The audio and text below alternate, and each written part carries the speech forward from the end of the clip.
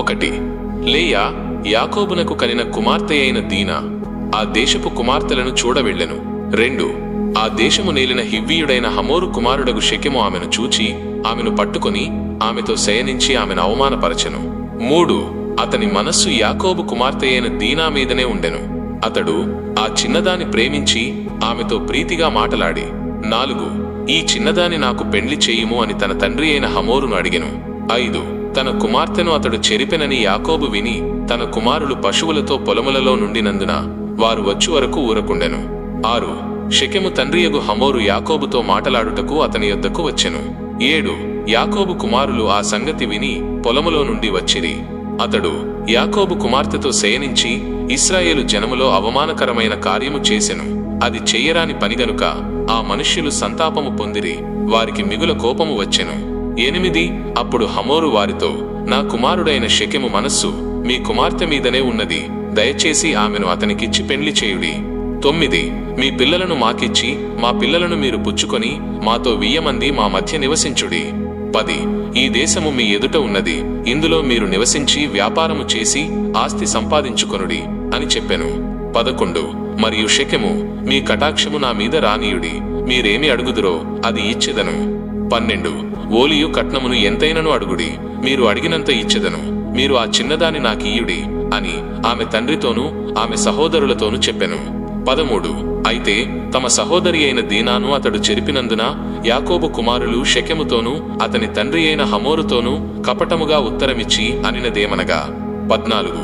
మేము ఈ కార్యము చేయలేము, సున్నతి చేయించుకొనని వానికి మా సహోదరిని ఇయ్యలేము, అది మాకు అవమానమగును. 15. మీలో ప్రతి పురుషుడు సున్నతి పొంది మావల నుండిన ఎడల సరి. 16.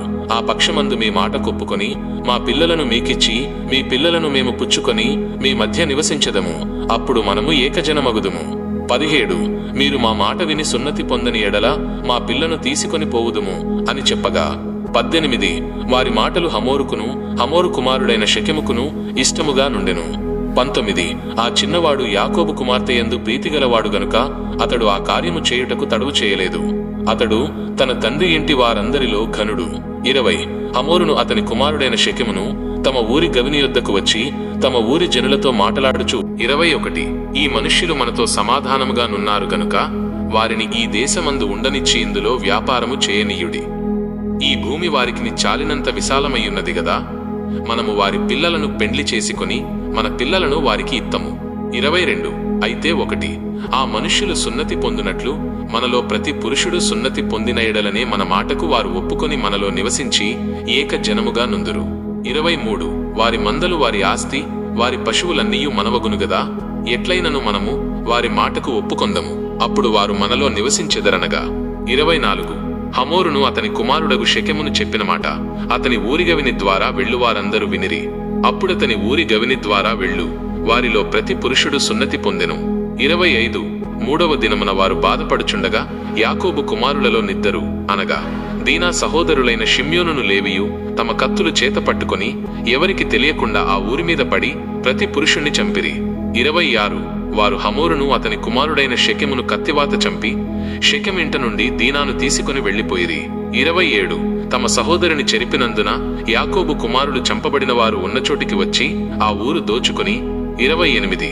వారి గొట్టెలను పశువులను గాడిదలను ఊరిలోనిదేమి పొలములోనిదేమి. 29.